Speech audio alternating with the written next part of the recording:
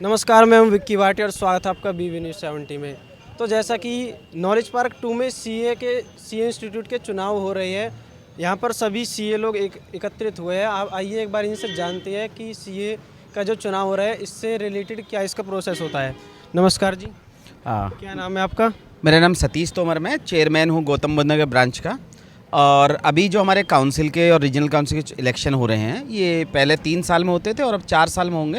अच्छा, पहले 3 साल में होते थे, अब 4 साल में 4 साल का टेन्योर होगा। और इसका जो पर्पज़ होता है, हमारे जो आईसीआई का एडमिनिस्ट्रेटिव एक्टिविटीज़ होती हैं उनको मैनेज करना होता है। इस सीए चुनाव में कितने कैंडिडेट खड़े होते हैं चुनाव के लिए? देखिए, वैसे तो पूरे ऑल ओवर इंडिया में जो 32 सीट्स होती हैं, गौतम बुद्ध नगर में हमारे गौतम बुद्ध नगर का नहीं है ये चुनाव। ये चुनाव 7 स्टेट का CIRC का सेंट्रल रीजन का जो यहाँ पे हो रहा है, इसमें 6 सीट हैं और इन्हीं के लिए जो है 20 कैंडिडेट्स मैदान में हैं। इसका प्रोसेस क्या क्या होता है, कितने दिन के लिए चलते हैं चुनाव? नहीं, चुनाव 2 दिन से है, कल भी हुए थे और आज सेकंड लास्ट डे है। तो इसके बाद जो भी प्रोसीजरल चीज़ें वो कंप्लीट हो जाएंगी टाइम से। ये किस पर्पस के लिए, मेन पर्पस क्या है इस चीज़? मैंने बताया ना भी, ये एडमिनिस्ट्रेटिव जो एक्टिविटीज़ हैं उनको कंप्लाइड करने के लिए होता है। जो ICI के रूल्स एंड रेगुलेशन हैं, जो ऑफिसेज हैं, तो उनकी जो कार्यशैली उनको कंप्लीट करने के लिए होता है। मैं आपसे ये जानना चाहता हूँ, ये सीए के चुनाव होते हैं, किस पर्पस, मतलब इसका मेन मोटिव क्या है? आप क्या सोच रखते हो इसके बारे में?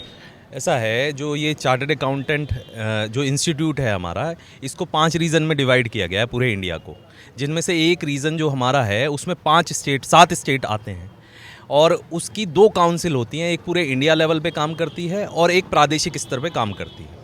जिसमें अगर इंडिया के स्तर पे बात करें तो यहाँ पर 6 कैंडिडेट चुने जाने होते हैं और रीजनल काउंसिल में जो काम करते हैं वो 12 कैंडिडेट चुने जाने हैं।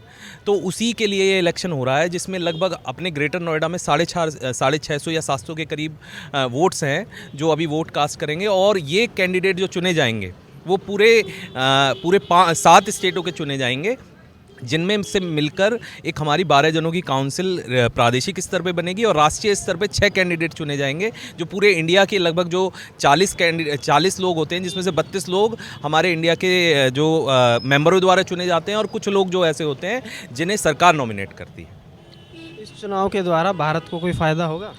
यह चुनाव, देखिए, भारत के विषय में बात करें तो चार्टर्ड अकाउंटेंट तो रीढ़ की हड्डी हैं। क्योंकि अगर देश की बात करें तो देश का जितना भी रेवेन्यू आता है उसमें चार्टर्ड अकाउंटेंट का अहम योगदान है।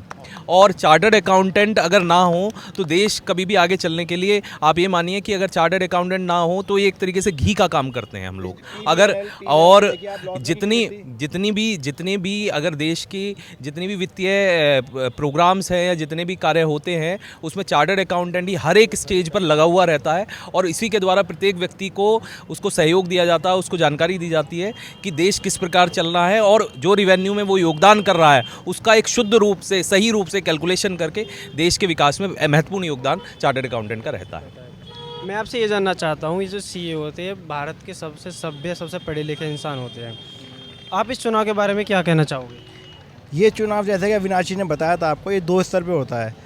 जैसे कि हमारे देश में आपने देखा होगा कि एक सेंट्रल मिनिस्ट्री होती है और एक आपकी स्टेट मिनिस्ट्री होती है।